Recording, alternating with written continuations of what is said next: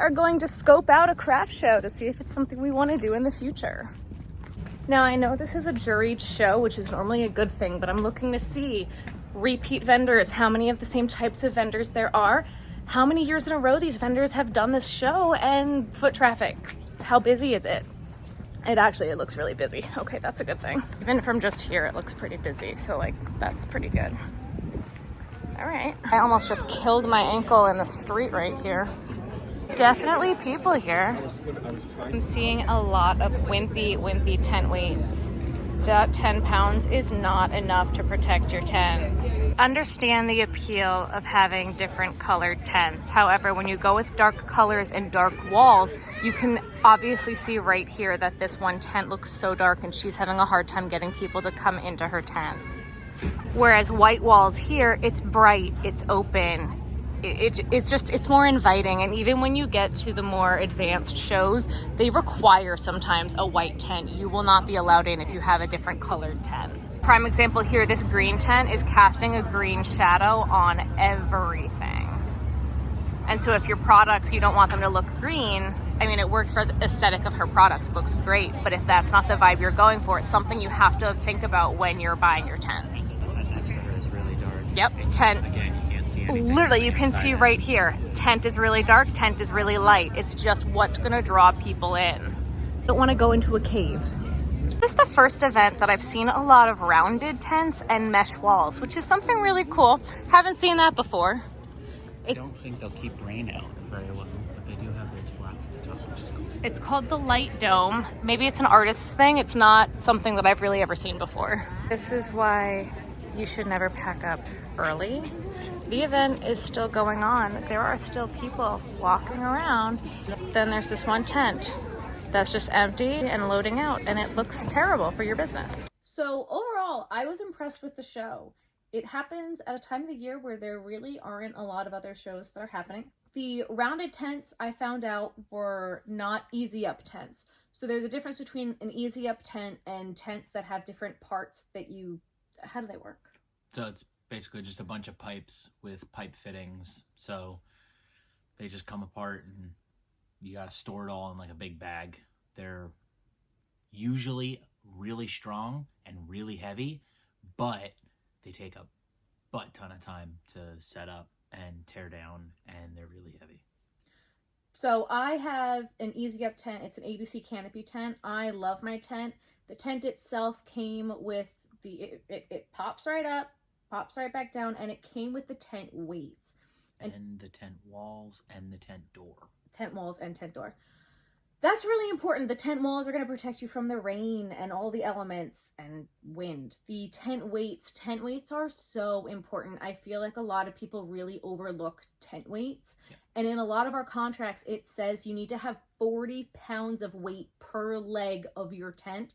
And that's for a reason, especially if you're at a windy area, if you're in a breezeway, or there's so many different occasions where the wind is a huge element and it will pick a tent up and it will go flying. And I've seen it happen.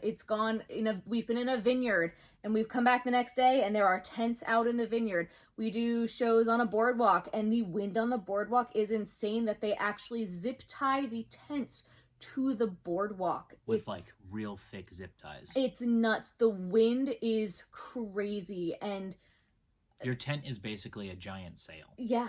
So most of the people that we see with tent weights end up buying like those 10-pound discs, and they put one per leg, which is a total of 40 pounds. But most of the contracts that we sign say either 20 or 40 pounds per leg, which means you need at least 2 of those discs to meet the 20 pounds per leg. Because it's a safety issue. If your tent flips and it hurts either the patrons that are there, your other vendor, or ruins the other vendor's tent, that's your neighbor.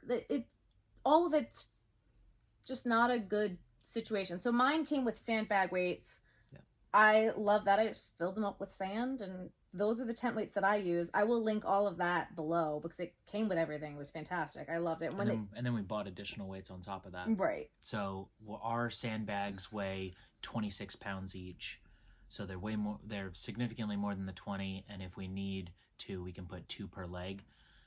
so that we meet way more than the 40-pound criteria. And I also put a sandbag on each of like my spinners too, because a child accidentally grabs it, it's gonna go down. Yep. It's a liability issue. So you're better off to be safe than sorry. But those wimpy hefty tent weights, it's just such an easy thing that I feel like goes overlooked so many times. Another thing that goes overlooked a lot is the color of the tent. Yeah, a lot of events that we've seen near us, especially some of the upscale events, require you to have a white tent. We have seen a couple that say you can have white or blue, and I think there was one that said you could have white, blue, or red. A lot of the events that I do generally are what you called juried events. Now, what that means is it's not just a regular craft fair where you pay your money and everybody gets accepted. These events that I'm doing, you have to apply. Normally, you have to pay to apply and pay a jury fee, where there is a jury of people that will look at your work, because you have to apply with pictures, your application, your website, your social media. These applications are very extensive, and you generally have to pay a 20 to 50 to, I've seen more than that, fee just to apply for these events. And then there is a limit per category of what's allowed. So they'll only accept 2 crocheters, 5 jewelry people, 1 potter. So it's very selective of who's going to be allowed at these juried events. And when you're normally looking at juried events, they want it to all look a very specific way. And so they will require a white tent, and that will be in your contract. And these are the shows, when I do these shows, it's a 6, 7, 8, 10, 12 page contract. I think the longest contract I signed was 18 pages.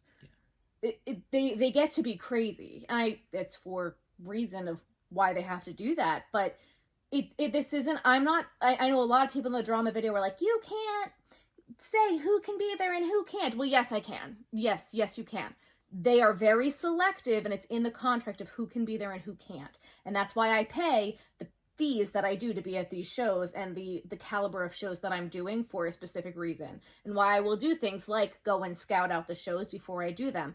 I'll talk to the coordinator. I'll see what their jurying process is like. Like this specific jurying process, it's a newer show. The show's only been going on for about 2 years. So it wasn't like there were vendors who were coming back year after year after year. It was really only people who'd done there. Either last year was their first year or it was this year. The turnout was rather impressive. Yeah, it's pretty good. For it only being its second year. Yeah, they shut down a major street in the town, and all the side streets that led to that street. So you had to park like 2 blocks away and then walk in. And even with that, there was still a decent amount of foot traffic. And we went like in the middle of the day. It was like 2 hours before it closed. Yeah. What I was looking for was how many of each different type of vendor was there. That was something that I was looking at, and what their jury process was like.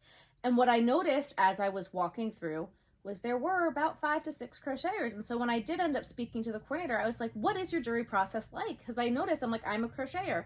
That is the only thing that's going to be in my booth. And I noticed a bunch of booths where they had split booths, where they'd have crochet and this, or this and that, and this and the other thing.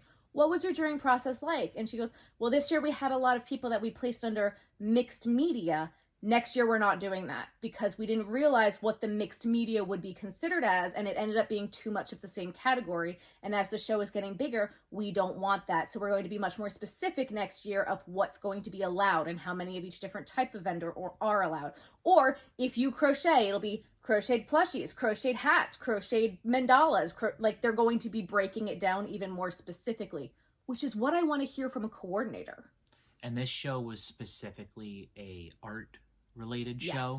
So there were a lot of painters, but there was a painter that focused on birds. There was another one that focused on landscapes. There was another one that focused on portraits. All of the art was different. Right. The only thing that really had big overlap that we saw was the crochet stuff, honestly.